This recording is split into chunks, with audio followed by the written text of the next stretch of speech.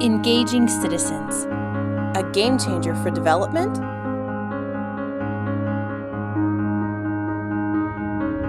How citizen engagement improves policymaking. With Matt Leininger, Executive Director, Deliberative Democracy Consortium.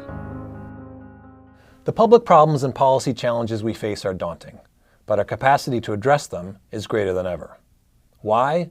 Because of the power of citizens. People today enjoy higher levels of education and communication in developed and developing countries alike.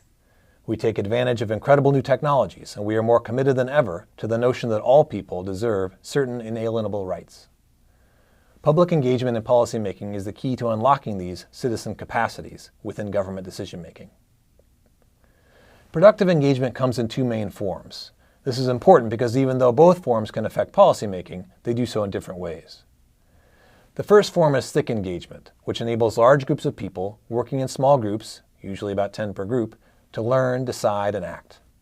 Thick engagement is intensive, informed, and deliberative. Organizers assemble large and diverse numbers of people, give participants chances to share their experiences, present them with a range of views or policy options, and encourage action and change at multiple levels.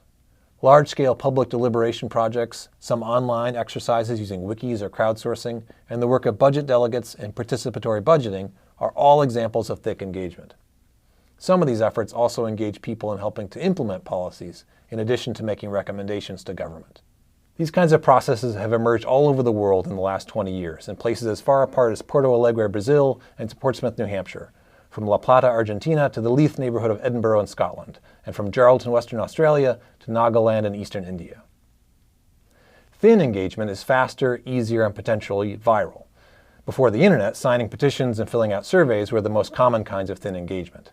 Now, just by sending a text or clicking a link, you can sign an e-petition, like a cause on Facebook, retweet an opinion, or rank ideas in a crowdsourcing exercise. In just a few minutes, people can contribute to documents, express a preference, or give feedback. All of these activities can be incorporated into policymaking processes. Thin engagement practices are being used today to monitor elections, locate and fix potholes, circulate health information, and help people react during natural disasters.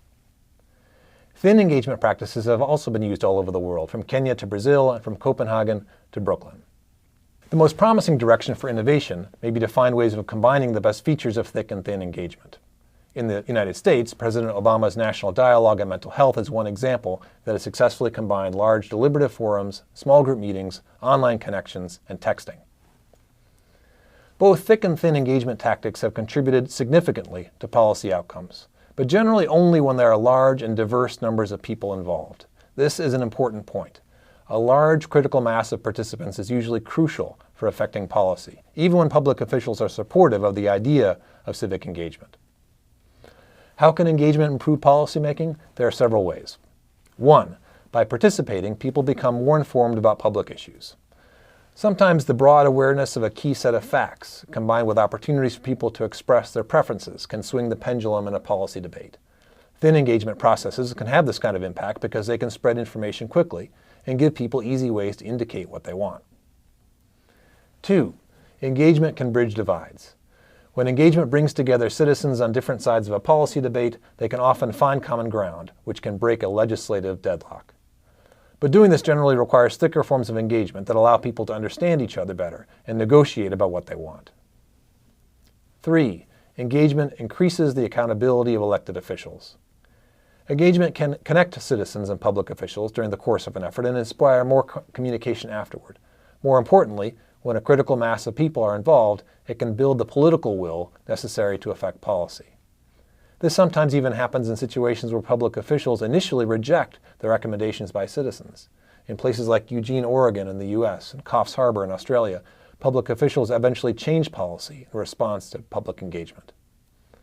In many participatory budgeting examples, the power of citizens is built into the process from the beginning, since public officials have pledged to implement the results of the PB vote.